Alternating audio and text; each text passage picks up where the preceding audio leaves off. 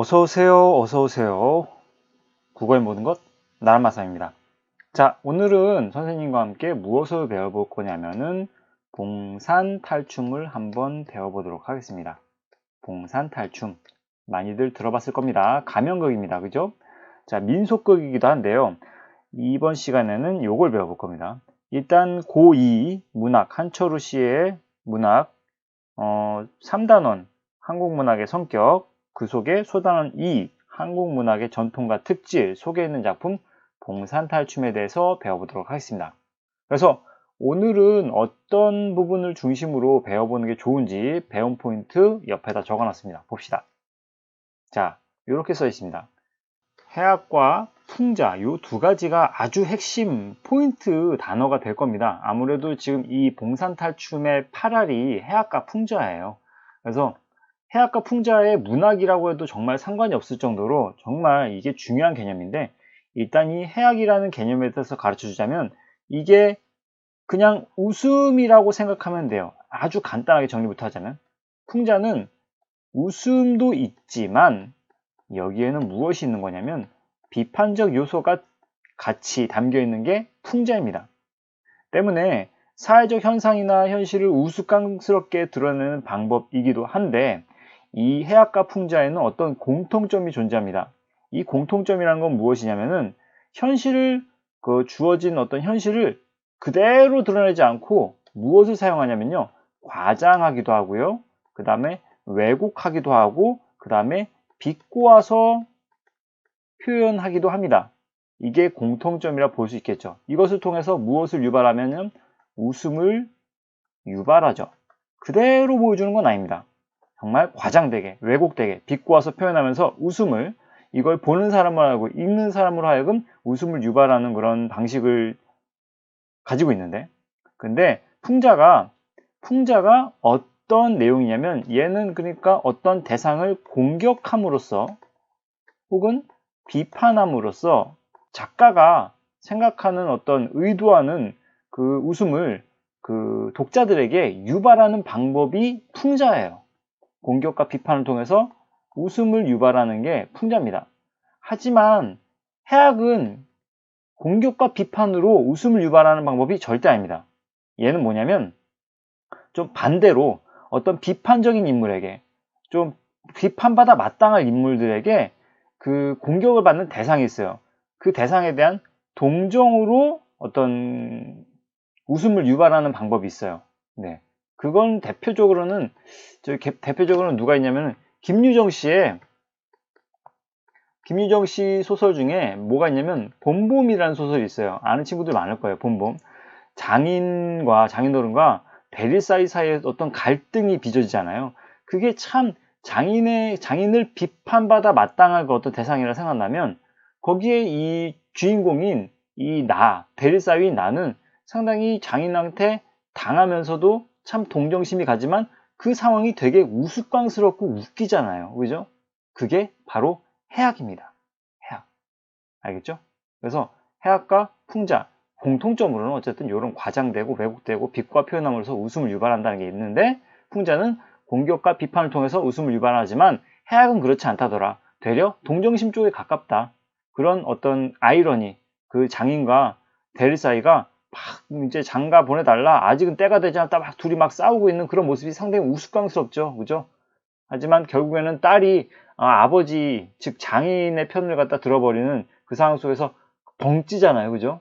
그런 상황 속에서 상당히 동정심을 유발하면서 웃음도 유발하는 그런 해악스러운 상황, 이게 바로 해악이라고 얘기하는 겁니다. 네, 요것들이 해악과 풍자인데 이 속에서도 중요한 개념으로서 등장한다.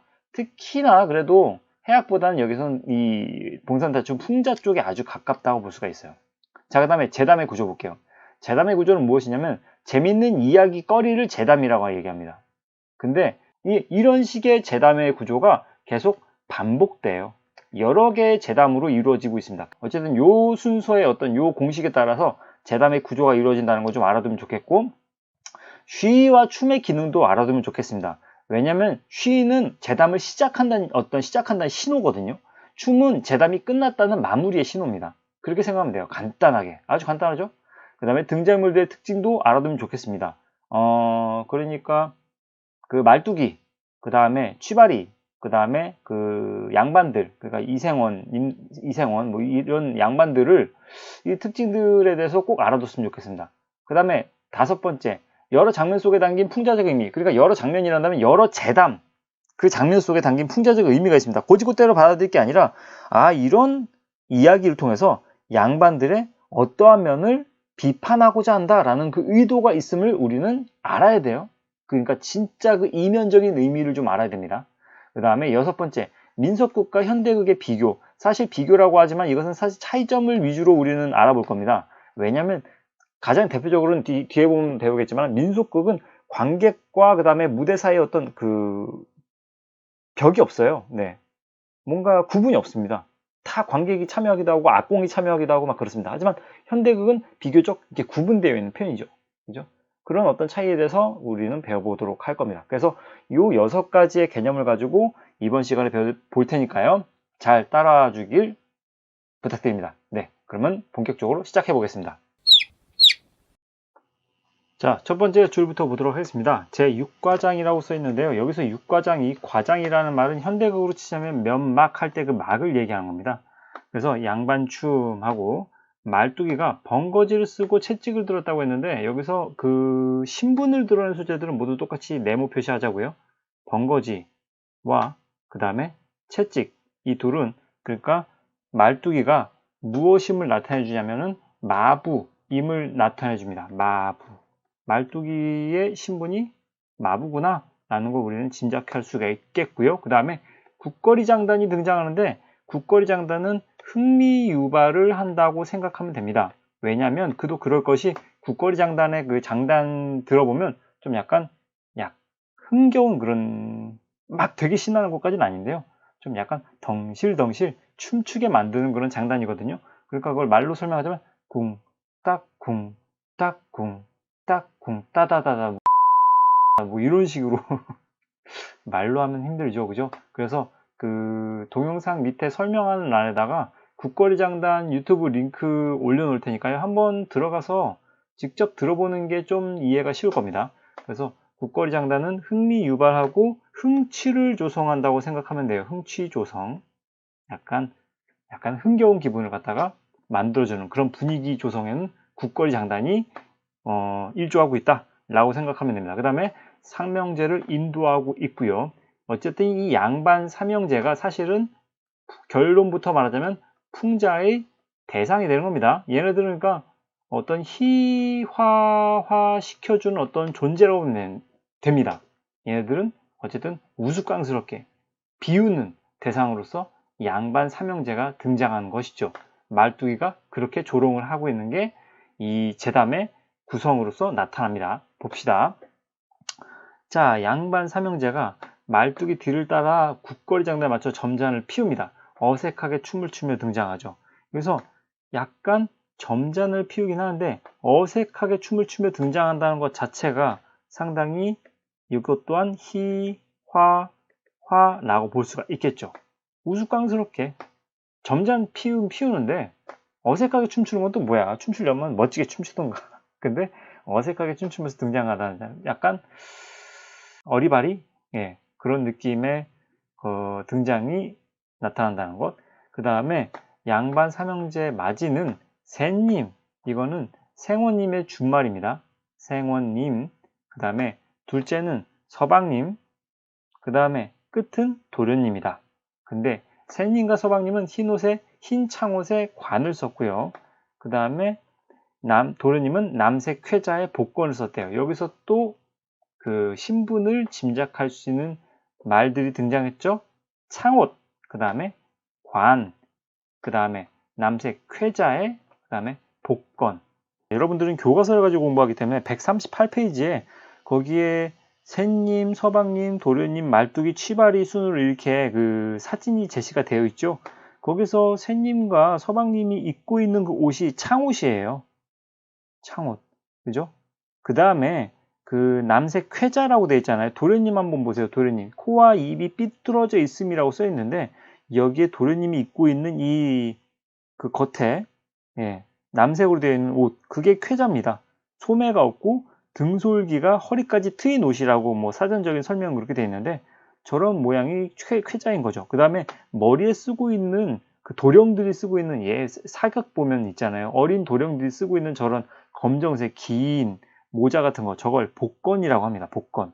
네.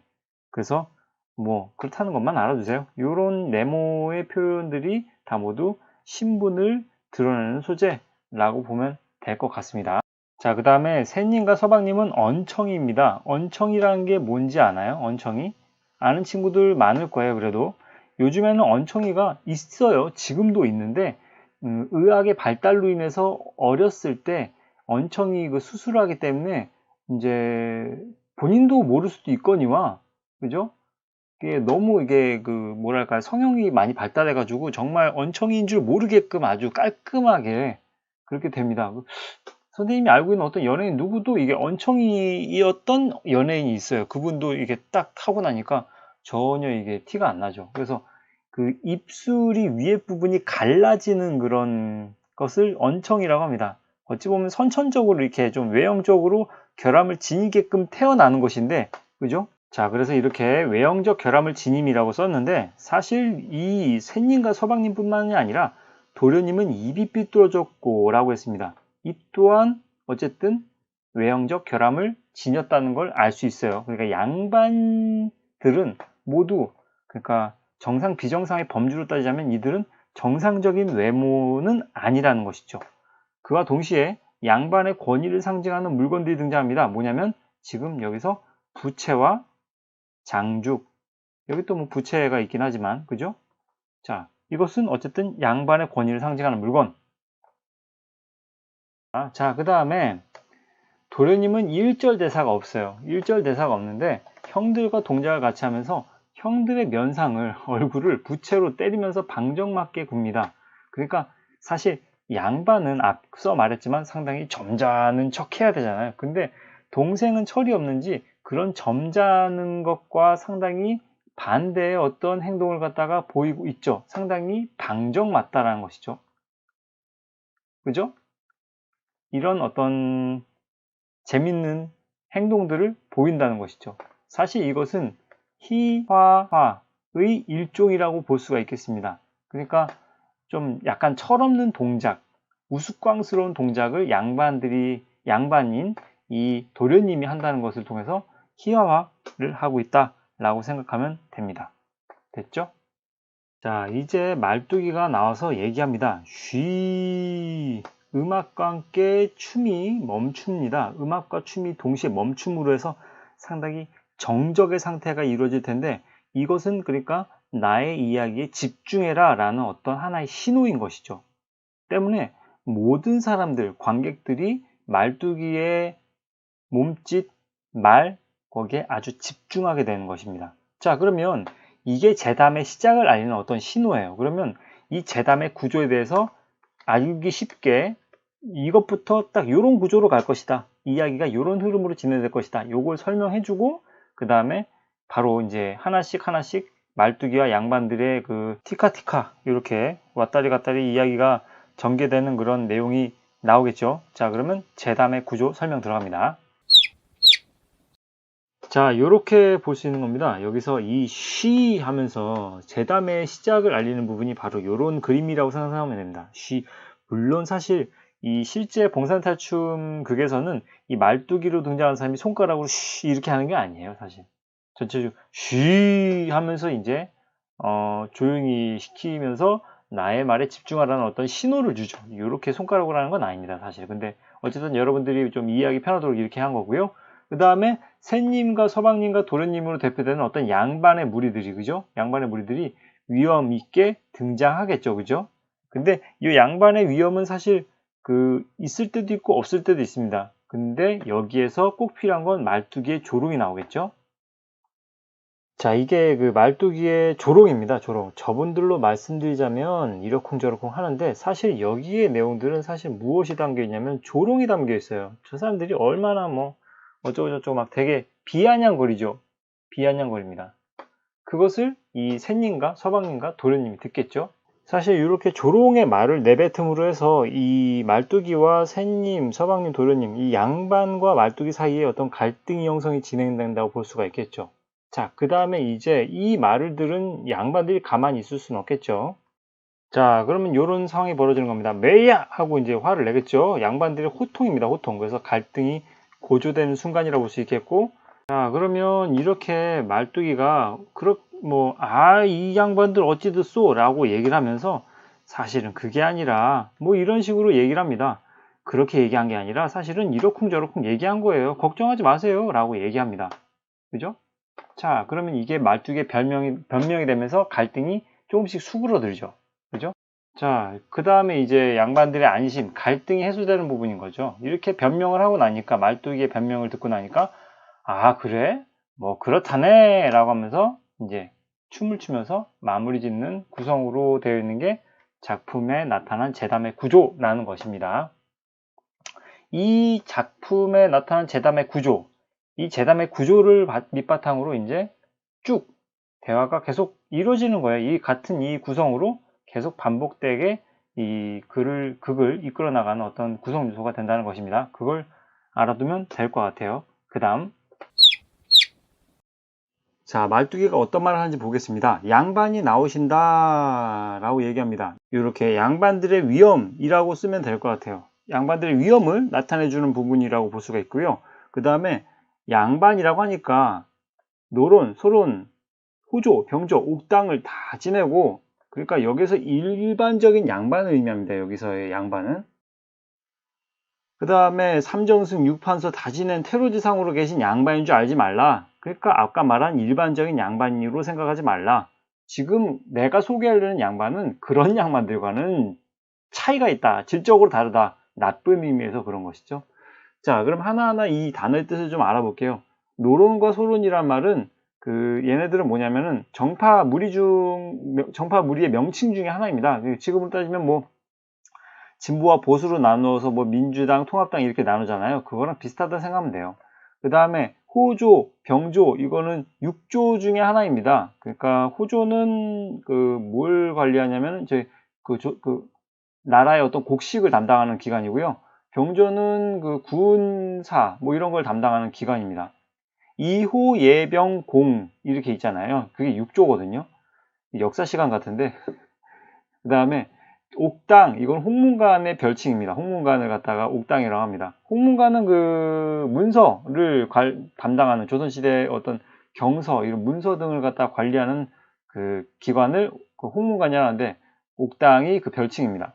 다 지내고, 그 다음에 삼정승, 이거는 좌의정, 우의정, 영의정 있잖아요. 그죠? 자, 이게 삼정승이고요. 그 다음에 육조판서를 얘기합니다. 그러니까 이호, 예병, 공의 어떤 으뜸가는 어떤 육판서를 다 지낸 퇴로 늙어서 벼슬에서 물러난 재상으로 알지 말라.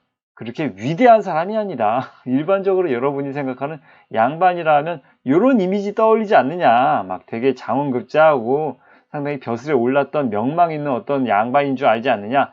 그렇게 생각하지 말라. 그런 사람이 아니다. 라고 얘기하는 겁니다. 자, 그렇게 생각하지 말라.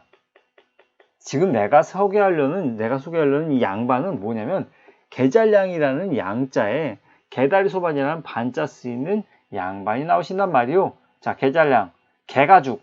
그러니까 정말 이걸 뭐라고 얘기해야 되냐면 보잘것없는 어떤 수준의 개가죽의 양자에 그 다음에 개다리 소반. 이게 뭐냐면 이게 개다리 모양을 한 소반이라는 얘기인데, 소반 그러니까 작은 상이라는 얘기예요. 그러니까 이 개가 있잖아요. 개를 그려왔습니다. 네, 비슷한지 모르겠지만 비슷하잖아요. 이렇게. 그죠? 이 개다리 뒷다리 있잖아요. 요거를 갖다 요렇게 이으면 네, 요렇게 된 소반이 있단 말이에요. 다리 모양이 개다리와 비슷한 그런 개다리 소반이 있단 말이에요. 그래서 개다리 소반 검색해보면 나옵니다. 네, 그래서 이 다리 모양이 개 뒷다리 모양과 비슷하고 해서 개다리 소반이라고 하는데, 여기에서 소반에 반자라는 양반, 쓰시는 양반이 나온단 말이요. 라는 얘기입니다. 다시 말해, 보잘것없는 개가죽, 보잘것없는 개, 어쨌든 개는 그때 당시에는 보잘것없는 어떤 대명사였어요. 그래서 개다리 소반에 반자, 이 보잘것없는 양반이 나오신단 말이오 라고 얘기를 하고 있는 것입니다. 그죠? 자, 그래서 자, 이렇게 쓰면 될 것 같아요. 말뚝의 조롱이 나타난 것이죠. 언어 유희를 통해서 언어 유희, 그러니까 그 말장난이라고 하겠죠. 그 다시 말하면 여러분들 요즘에 소위 그 아재 개그의 그 언어 유희를 통해서 양반들을 조롱하는 방식의 것이 나왔습니다. 그 사실 지금 언어 유희라는 말에 대해서 좀 알아둘 필요가 있어요. 이 말장난을 통해서 이 양반들을 갖다 주로 골려 먹거든요. 그래서 언어 유희의 방식을 많이 사용한다는 걸 좀 깨달으면 될 것 같고요. 그 다음에 앞서 말했듯이 여기서 쉬가 이게 제담의 시작이라고 한다면, 그죠? 쉬와 함께 제담이 시작된다고 했잖아요. 그 다음에 양반들의 위험, 그 다음에 바로 말뚝이의 조롱으로 가는 순으로 가고 있습니다. 그러면 뭐가 나와야 돼요? 양반의 어떤 분노가 나오겠죠. 호통이 나오겠죠. 그래서 야 이놈 뭐야 라고 호통을 확 하죠. 그 다음에 이제 말뚝이가 뭐가 나와야 되겠어요? 이제 변명이 나와야 되겠죠. 그죠? 변명. 아, 이 양반들 어찌 그리 됐는지 모르겠어. 노론소론 호조 병조 옥당 다 지내시고 삼정신 유판사 다 지내시고 테러지사고 계신 이생원의 삼형제분이 나오신다고 그래야겠어. 그러면 이생원이라네 라고 하면서 막 쿵터덕 쿵떡 하면서 또 춤추는 거예요. 재밌죠, 그죠? 네. 깔끔하게 썼습니다. 말뚝의 변명, 그 어찌 했는지 모르겠어. 이렇게 변명하니까 양반들이 이제 뭐라고 하냐면, 이생원이라네. 그렇게 말한 게 아니었구나. 이생원이라고 얘기했어, 제대로. 라고 하면서 안심이 드러나죠, 그죠? 양반들의 안심. 안심 그 뒤에는 항상 공식처럼 따르는 게 바로 뒤따르는 게 뭐냐면, 모두 춤을 춘다예요. 춤을 추는 것. 이 춤을 추는 행위를 통해서 무엇이 진행되는 것이냐면 앞서 말했지만 제담의 마무리인 겁니다. 그래서 이렇게 쓰면 될 것 같아요. 이 제담의 마무리라고 쓰고 갈등의 일시적 해소, 일시적인 것일 뿐이잖아요. 완벽한 해소가 아니에요. 또 이제 골려 먹을 준비를 하거든요. 말뚝이가요. 그러니까 갈등의 일시적 해소라고 쓰면 될 것 같고요.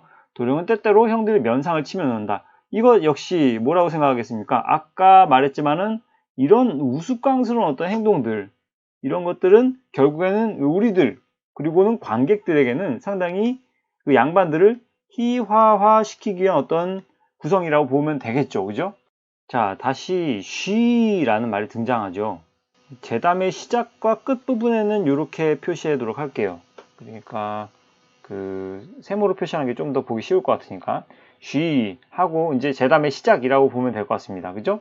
자, 그 다음에 중요한 내용이 나옵니다. 여보 구경하시는 양반들 말씀 좀 들어보시오 라고 얘기합니다. 여기서 일단 그 하나하나 설명해 줄게요. 이 여보라는 말은요, 우리들 흔히 알고 있는 그 여보, 허니, 뭐 이런 걸, 부인, 뭐 이런 걸 얘기하는 게 아니에요. 그냥 알죠? 다들 그냥 그 여보오, 뭐 아니면 그 어쨌든 여보시오, 뭐 이런 식으로 할 때 그 여보입니다. 그냥 부르는 거죠. 그죠? 부르는 어떤 내용인 거고요. 그 다음에 구경하신 양반들, 요 양반들은 위에 말하는 요 양반들과는 다른 양반입니다. 그러니까 이 구경하는 양반들은 일반적으로는 일반 어떤 남성을 지칭할 때 그때 양반들 이렇게 얘기하는 겁니다. 그 일반 남성 얘는 누구냐면 그러니까 관객들을 얘기하는 걸 겁니다, 아마.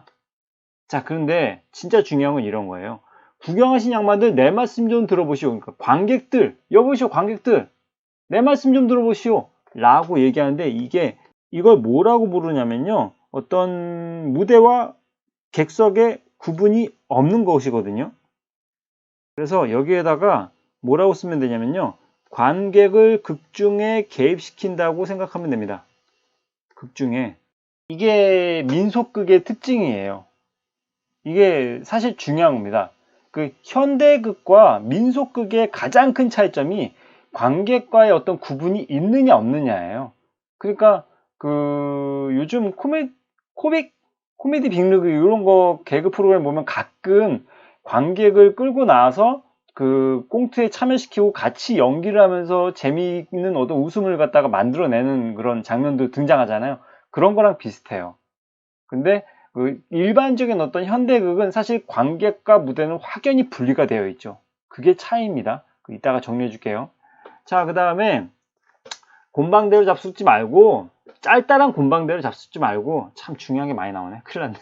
여기다가 동그라미 표시해 볼게요. 짧다는 곤방대로 잡숫지 말고 저 연죽전으로 가서 돈이 없으면 담뱃대를 파는 가게로 가서 돈이 없으면 내게 그 말이라도 해서 양칠간죽 빨강, 파랑, 노랑의 빛깔로 알록지게 칠한 담배설대라고 되어 있는데 이게 그러니까 상당히 고급진 거예요. 그 다음에 자문죽, 그 중국산 대나무, 담뱃대로 쓰는 자문죽을 한 발가옥씩, 그러니까 되게 긴 길이를 얘기한 겁니다. 그걸 사다가 육목각지 희자죽, 그리고 육각형 모양의 담뱃대를 만들 쓰는 대나무 희자죽, 오동수복, 연변죽을 이리저리 맞추어 가지고 저 재령 나물이, 재령에 있는 평의 이름이 나물입니다. 거의 낚시, 개낚시 걸듯 죽 걸어놓고 잡수시오 라고 얘기합니다. 그러면 양반들이 뭐야 라고 분노합니다. 사실 그 분노라기보다는 호통이죠. 이 호통을 해야 될 이유가 뭐냐라고 궁금할 텐데 그 양반들 앞에서 긴 곤방대로 피면 안 됩니다. 무슨 말인지 알겠어요? 짧다란 곤방대로 펴야 돼요. 근데 여기서 나한테 얘기라도 해서 아주 화려하고 끝내주고 최고급 고급진 명품 긴 담뱃대로 담배 펴라 라고 이 양반들에게 얘기하는 거예요. 그러니까 일반 남성 관객들을 얘기하는 것이죠. 그런데 이 일반 남성 관객들의 신분이 뭐라고 생각합니까? 설정한 신분이 뭐라고 생각해요? 뭐 임금? 아니면 양반? 아니면은 뭐 평민이라고 생각할까요? 왜냐면 우리는 이 일반 남성, 이 양반들 관객들의 그 신분을 짐작할 수 있는 소재가 나왔는데 그게 뭐냐면 바로 이 짤단한 곤방대예요. 짤단한 곤방대로 우리는 미뤄 짐작컨대 이 사람들은 뭐다? 평민임을 짐작할 수가 있어요. 알겠죠? 이 위에 나오는 이 좀 우스꽝스럽게 생긴 양반들과는 다른 평민임을 짐작할 수 있어요. 왜냐면 짤짤한 곤방대로 담배를 피고 있으니까. 근데 여보시오 관객들 짤짤한 곤방대 피지 말고 담배 피지 말고 정말 나한테 얘기라도 해가지고 그냥 최고급진 담배, 긴 담배 있잖아요. 그걸로 피세요. 편하게 피세요. 라고 하니까 양반들이 뭐야! 라고 얘기하는 겁니다. 알겠죠? 추가적으로 설명하자면 여러분들이 요건 좀 궁금할 수 있을 것 같아요. 그게 개낚시 걸듯이라 무슨 상관이 있습니까? 그때 당시에는 개를 낚을 때 낚싯대를 갖다가 걸 때 줄줄이 이렇게 막 걸어놨대요. 뭐 구체적으로 선생님도 모르지만 줄줄이 걸어놨답니다. 그렇게 걸듯이 담뱃대를 쭉 그냥 걸어놓고 담배를 많이 피우라 라는 얘기입니다. 근데 이 당시의 서민들은 양반 앞에서 담배를 피우는 게 금지예요. 같이 피우는 게 맞담배라고 하기도 하죠. 개인적으로 선생님은 흡연해 본 적은 없는데 어쨌든 맞담배라고도 표현하는데 그 양반들 앞에서 담배를 피우지 못했습니다. 근데 양반이 누가 옆에 있건 앞에 있건 간에 상관없고 그 다음에 짧다는 곤방대든 뭐 그런 거 피지 말고 정말 끝내주는 최고급진 긴 장담배로 피워봐라 라고 얘기한 겁니다. 그러니 바로 이게 무엇이 되는 겁니까? 조롱이 되는 것이죠. 그죠? 양반들에 대한 어떤 말뚝의 조롱, 그 다음에 뭐야 하고 호통이 나오는 것입니다. 그죠? 그 다음 자, 이제 이쯤 되면 어떤 내용이 나와야 되는지 그 순서 알겠죠? 이 양반들 어찌 듣소? 양반 나오시는데 담배와 헌화 시끄럽게 떠들며 뭐 하는 걸 금지하라 이렇게 얘기했습니다. 걱정 마세요. 자, 이건 뭡니까? 변명이죠. 변명. 말뚝의 변명.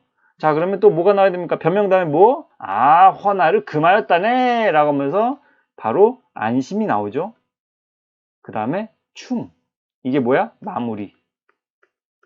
이제 그 제담의 그 순서 알겠죠? 느낌 오죠? 그죠?